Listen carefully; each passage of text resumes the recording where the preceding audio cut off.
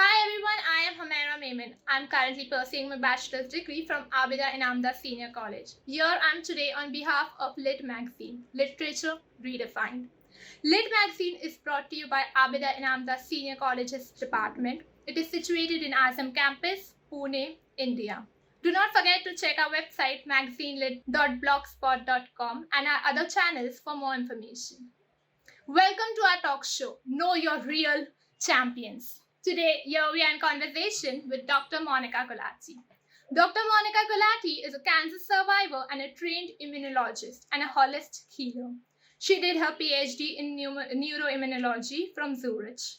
But after her episode with cancer, she found herself getting drawn towards holistic living and education.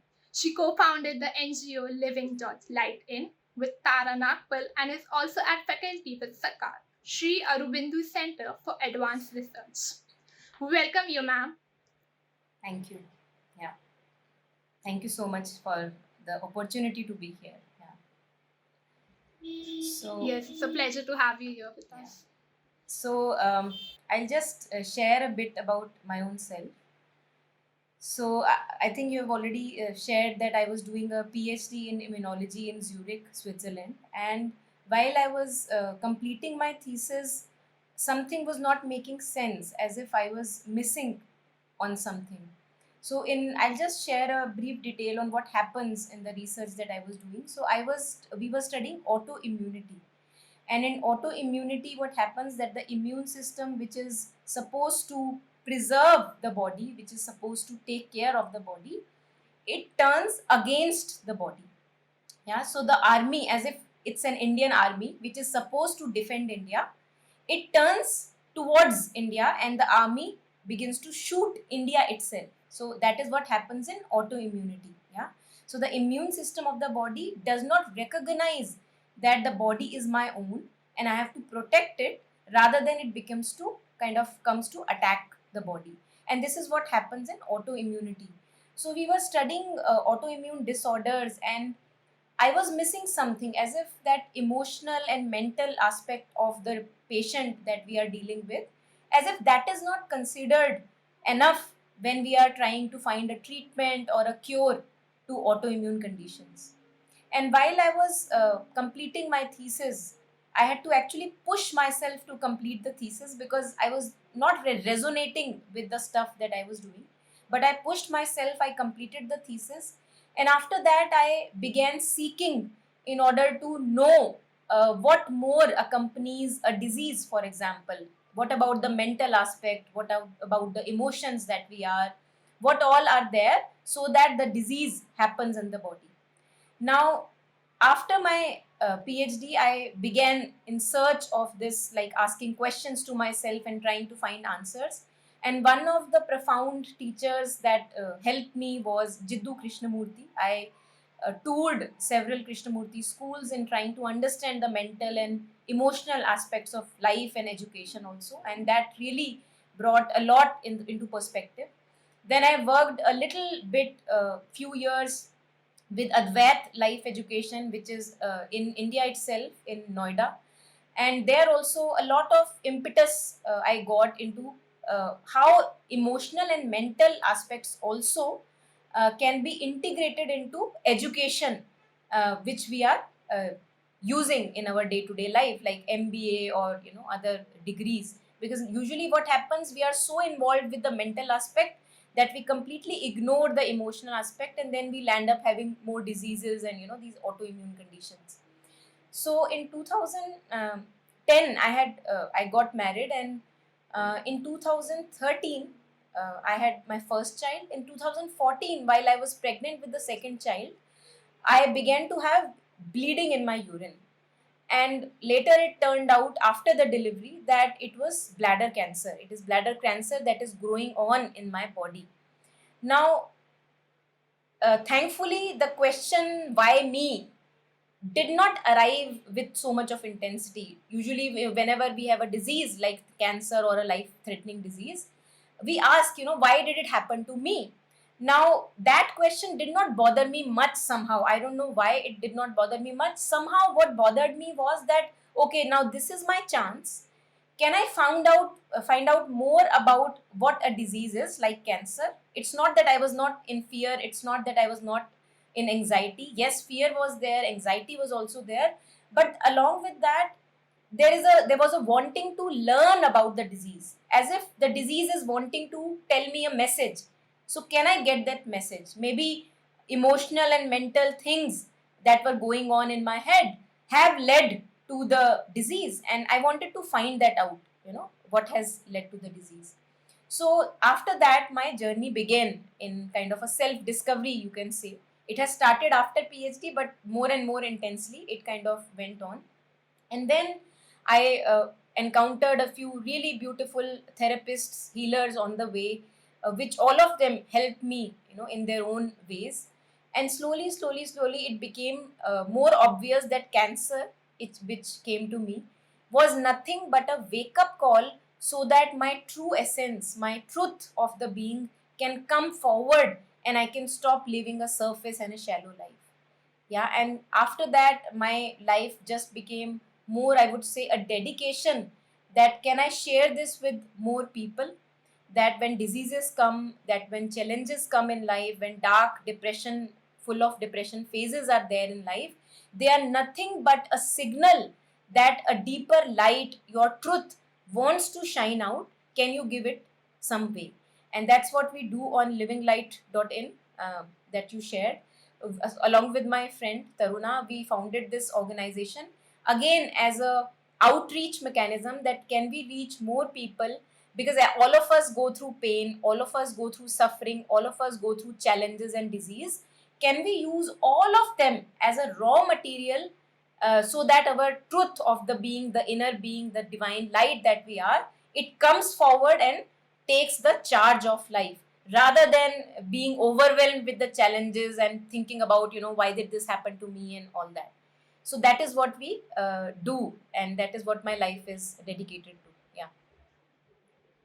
Thank you so much for sharing your insight. It was really good to know. Without further ado, I would like to dive into the questions for the interview. So, my first question for you is, what was that inspired you to become an educator?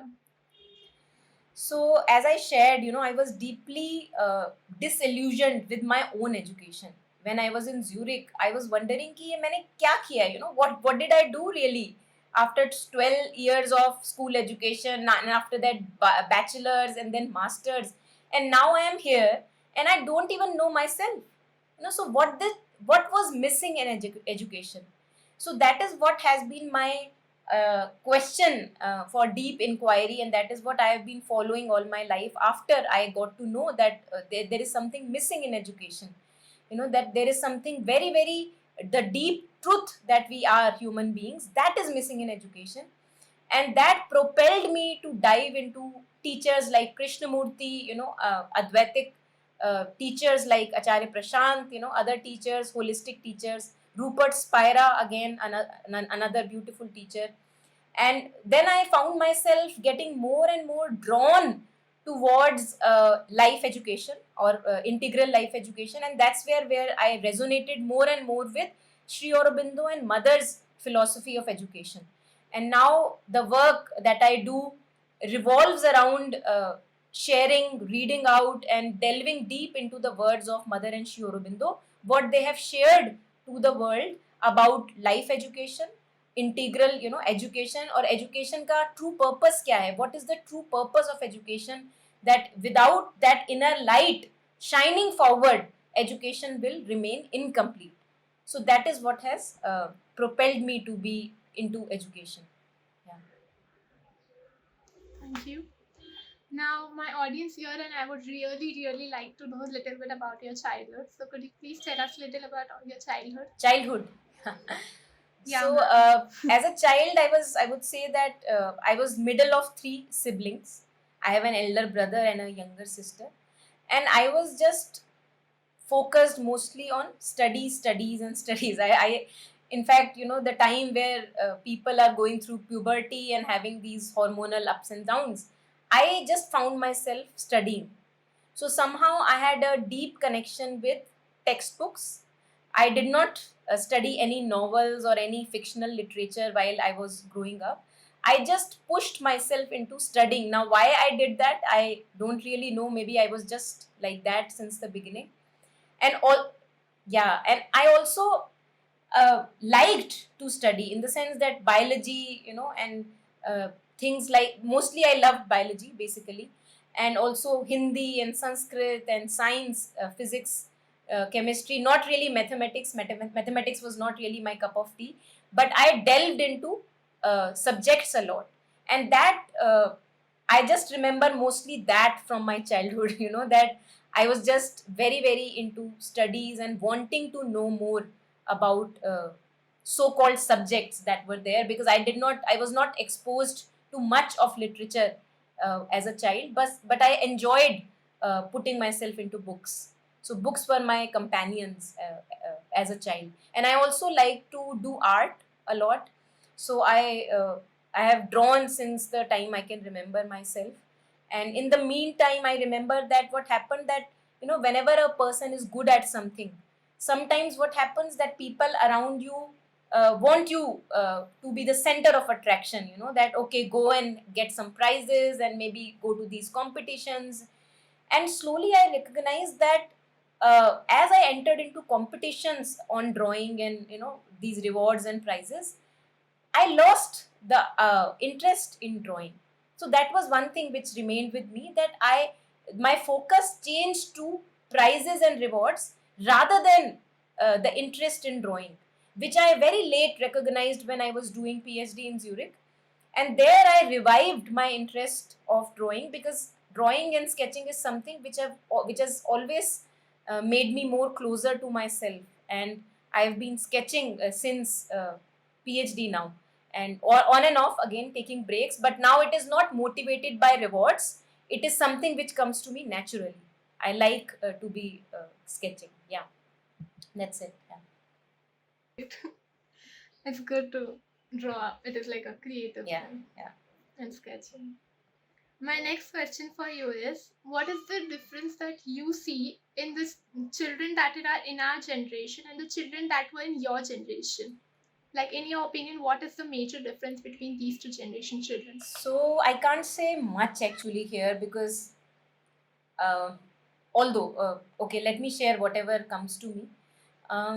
I feel nowadays children are more, especially in urban lifestyles in cities. I don't know much about villages. I'm sure children in villages are more robust than and resilient than children in cities.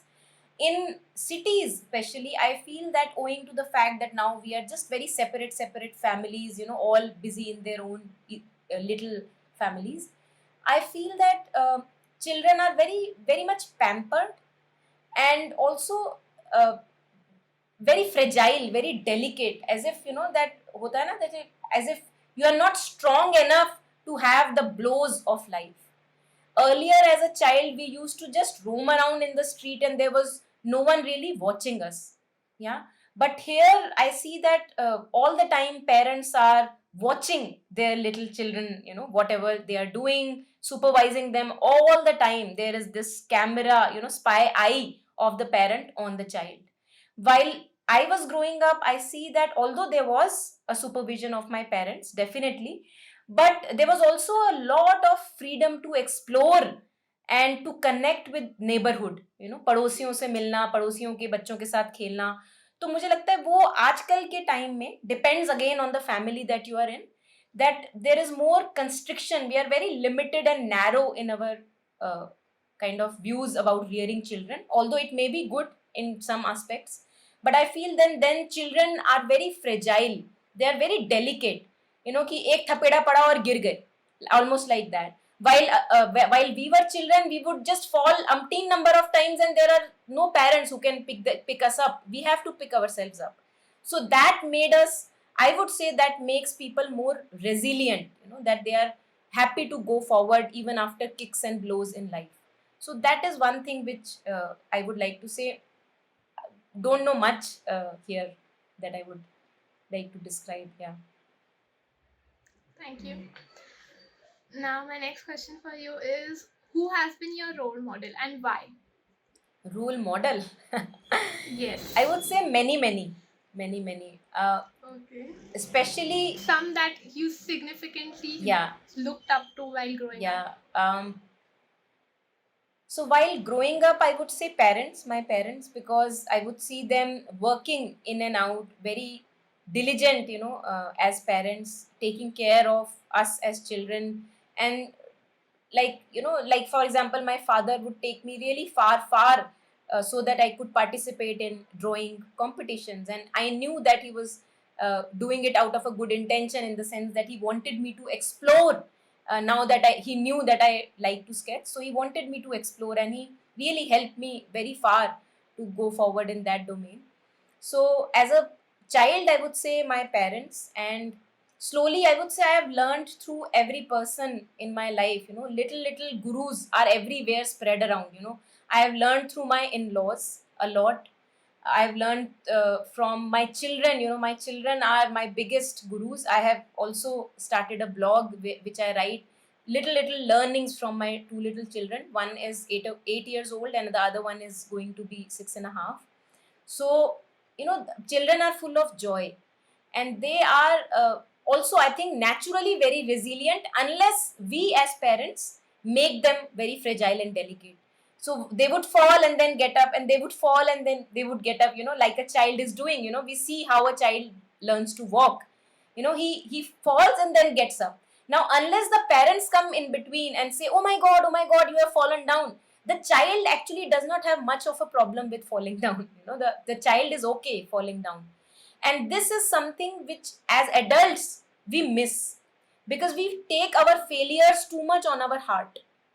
Whenever we fail, whenever we make blunders in life, whenever we have mistakes in life, instead of dusting our pants off and learning a lesson through that failure, what we do is we think about it abusively. We think about it, and then guilt comes and shame comes. Why did I do that? Oh my god, I should not have done that.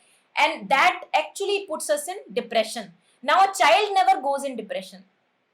A child, no matter how many mistakes he may be making, he would learn through his mistakes and go on. So that is something, and many other things which I have learned from my own children. And as I said, that each person that I have met has been a guru. I cannot say that there is only one role model that I follow. There are many masters that have helped me on the path and still help me even now on the path. Mother nature, how sun sets and comes up again every day, wanting to knock us up, wake us up.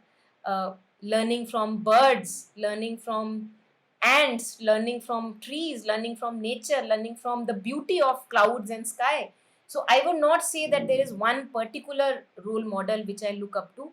And thankfully, I have been granted with this grace that there is learning everywhere in our life. So that, keeps me marching on and on. Yeah. That is so true. Learning from everything that is surrounding us. My next question for you is, if any, could you tell us little about your organization and how does the student community benefit from it, and what can students do for it? Yeah. So at Living Light, we have weekly sessions. Every week, we have some or the other session. So on Monday, we explore words of Kabirji, Tagoreji, and we see it into day-to-day context. Like, how is it important for me or practically relevant for me in my day-to-day life? That is how we reflect upon it. Not like only philosophy, also practical implications of what Kabirji is saying, what Tagoreji is saying, and why would he say that? Yeah. And we also have a YouTube channel by my name Monica Gulati, and also by the name Living Light, two channels, and where we keep on sharing uh, our recordings of these sessions that are held. And on Tuesday, we have sessions on prayers and meditation by Mother and Sri Aurobindo, where sadhaks who are ready to, people who are ready to learn from words of Mother and Sri Aurobindo, they join us. On Wednesday, we have Harmony Circles, where it is a sharing space where we pick up different topics like guilt, shame, loneliness. These topics are picked up from our own individual lives. And then people, you have to fill up a registration form, and then you can connect and participate in the session and share your reflections. On Thursdays, we have Savitri by Sri Aurobindo. Savitri reading, Savitri discussion by Sri Aurobindo. Again, you would get to know what Savitri is. I would not go into detail. Fridays, we discover the words of Mother and Sri Aurobindo, again in context of our day-to-day life. So every day there is one or the other session. Saturdays, we have at 8 o'clock at night, open sessions, free for everyone, where people can join in and tune in for a kind of a discussion or discourse that goes on. Every week there is a different topic. And as you were asking, how can student community benefit from us?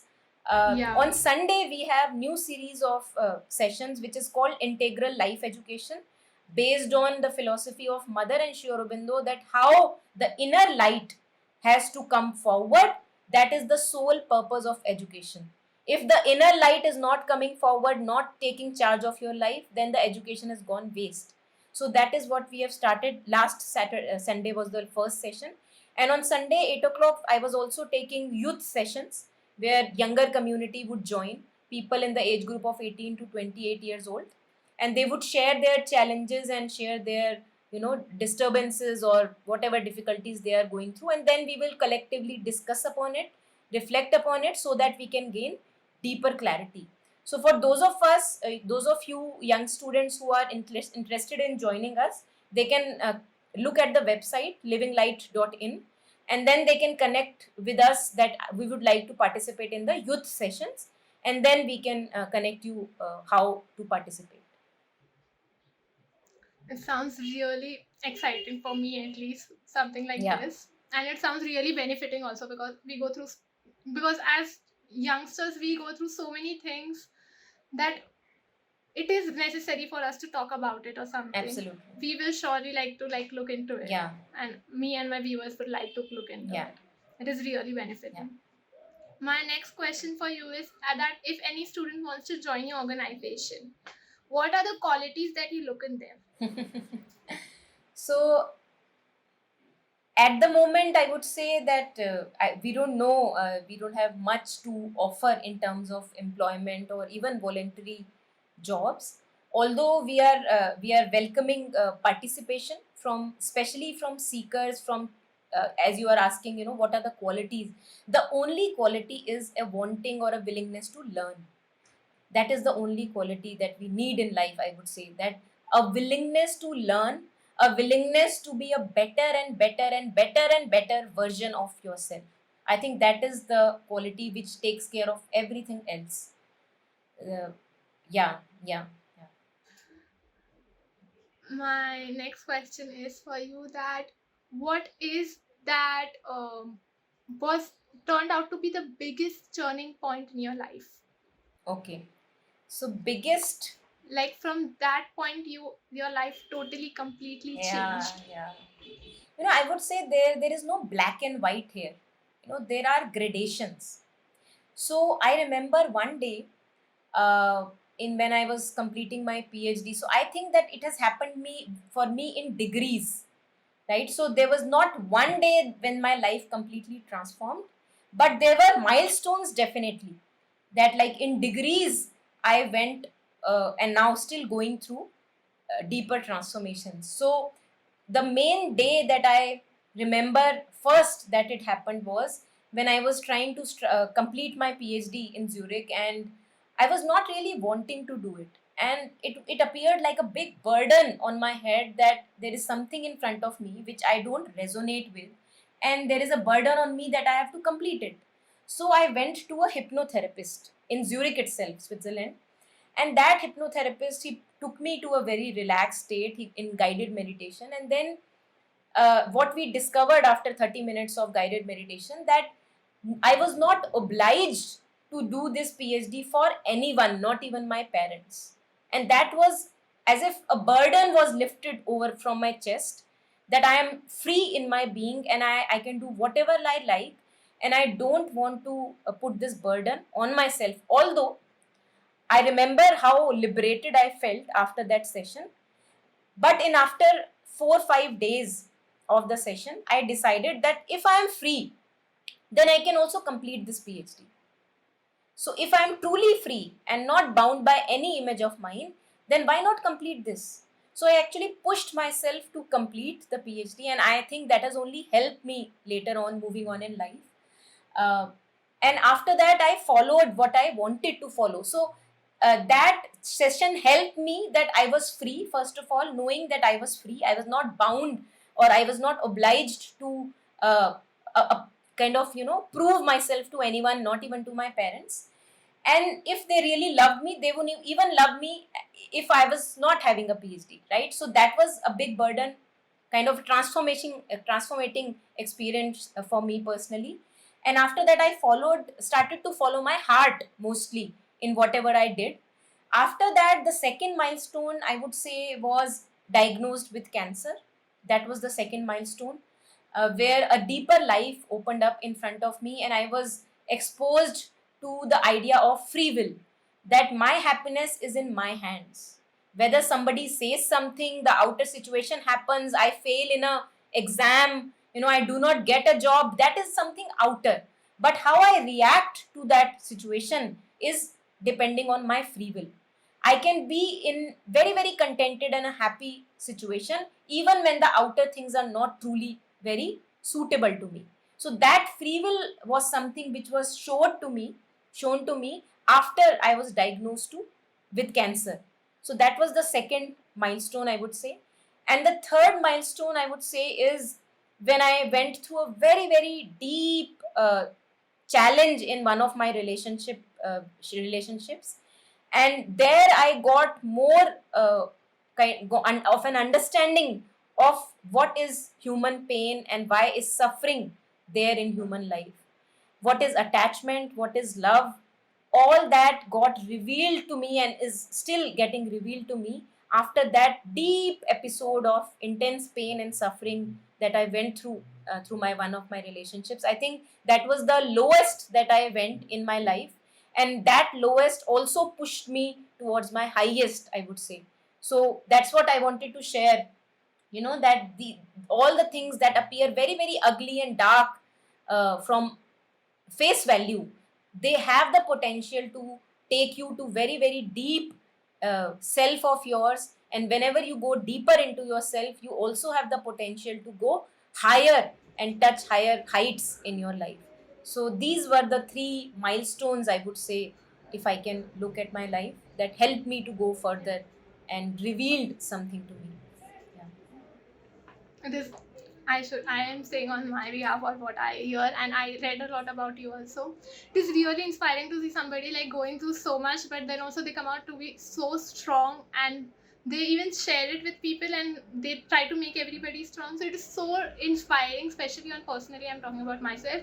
It is so inspiring for me to see you. When I read about you, when I was going to have this interview with you, I read about you, and I was truly, you say that when we say that you need to have a role model, and then I started looking up at you, and I started reading stuff about you, and I started seeing about the healing sessions you were having. I read it about on Facebook, Yeah. and then it truly inspires me, truly, on the basis like it's like Thank so good. Yeah. I would like to ask my next question. Yeah. Do you have any future plans? Like, what do you aspire to achieve more in life? So, Humaira, I would say that, there is only one thing that matters. It has become more and more clear, I would say, and I'm sure as I go ahead in my life journey, it would become more and more clear. For now, I would say all that matters for each one of us is how closer we are coming to our deeper self, what we call self discovery. And amazingly, what I have known until now, that there is no end to this self discovery. जैसे हम कहते हैं ना, what we say is that the divine is anant, the divine is infinite. And just like that, human beings, I would say, are also infinite beings. So all that matters in our life is how deeply, how intimately we are getting to know more and more about ourselves.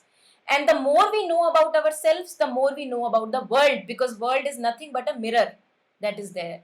So if I understand myself a little better, I would be able to understand the other person a little better. Yeah, so because the other person is not different than me. So I would say, that on this question that you have asked, that all that matters is Are we progressing in life? Are we purified, getting more and more purified and going towards beauty and our higher possibilities in our life? And if that is happening, each and every challenge or darkness that we go through is a very, very cheap price that we give for our progression. Very, very cheap price. All the failures, all the divorces, all the relationship issues, all the diseases that you go through, they are nothing in front of your progress. So give that price, pay that price, and march on and on and on. That is what I would say to this question. Yeah. Thank you so much. Yeah. My next question for you is that this is a platform where all students are watching and all students are hearing. Is there any message that you would like to convey to the students through this platform? Yeah, sure. Why not? If I've gotten this chance, why not? Why would I miss the chance? So one would be that uh, stay stay very close to yourself. Stay your bestest friend. That is something that has helped me a lot. Because I feel that whenever we fail, whenever we make mistakes in our life, we begin to look at ourselves through other people. That what would that person say about me, what would that person think about me, and we feel really unworthy in ourselves. So that one thing that has helped me keep me strong even in my weakest of moments is that never ever leave your side. Be your bestest friend, because there would be times in your life when nobody is standing by you.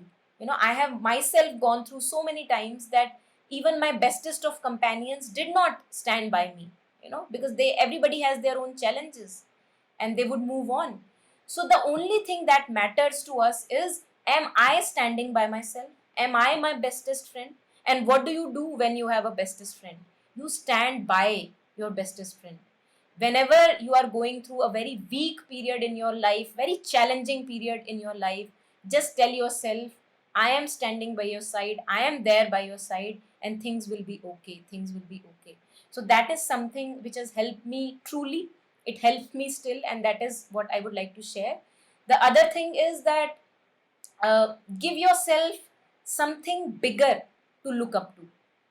Give yourself, because little things will always be there in life. Imagine that there are two people who are arguing about a relationship issue. Imagine that two of us are sitting, right, and we are having a very heated argument about what you did to me and what I did to you, and we are fighting about it. Now all these issues will appear very, very heavy and important until everything is okay. Now the moment in that room there is fire, immediately you see that the fire is burning up in that room, you both will run and save your life. All those arguments will not be important to you anymore. Now this tells me that what is important in my life. My life is the biggest asset. So be very, very sure what you are making out of your life.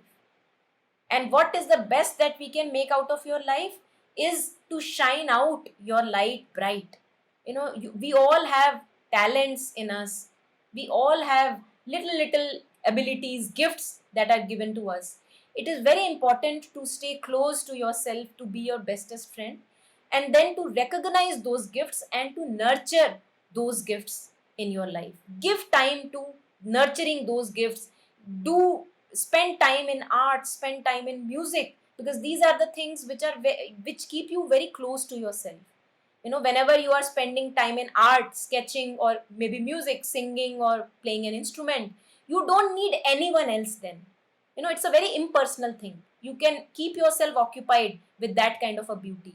So stay close with something which is very beautiful. Either these are words of masters and mystics, or something of art, music, and beauty, which will keep you going and going, and you will not be sucked in the little matters of life, which appear very, very big. But as we discussed, that if there is a fire in the room, we would be actually wanting to save our life and not trying to prove who is right, who is wrong. So there we get to know that life is the precious important thing. Human birth is a very, very important precious thing that we have got. Do not waste it in trivialities. Make your light shine out bright as much as you can. That is the message I would like to share. Yeah. Thank you so much. Yeah. My last question, last but not the least, Yeah. is that in your opinion, who do you think are the real champions in life? Like the real. Yeah. What do you think about it, Humaira? I think, According to you, who would be a real champion? according to me, the people who are true to their selves, the people who do not, like, they do not become champions to show others, but they are true to their self and they're trying to be the best version of themselves. That are, according to me, the real champions. Beautiful. Be it beautiful. anybody. Beautiful. So, absolutely with you. I think you all answered the question already, from my side. And I would quote Mother and Sri Aurobindo here. Mother says that be like flower, be like a flower is. Now, when we look at a flower, each flower is unique. There is no two flowers who are alike. Yeah, every flower is very, very unique. And that is how we are as human beings. We are very, very unique, although we are nothing but a speck of dust if you look at the whole universe. And yet, each speck of dust is very, very unique. And what we have to use this life, as you asked, who is a real champion? A real champion would be that who is not giving up, being a flower, beautifying himself, making himself more and more, worthy of beauty, worthy of grace, making oneself more and more uh, truly connected to our inner strength, deeper strength, no matter how many challenges we will face in life. And that makes us blossom like a flower. You are self absorbed, you are like a flower, and your fragrance will be spilling out from yourself. And you are not wanting to spill it out, but it's spilling out.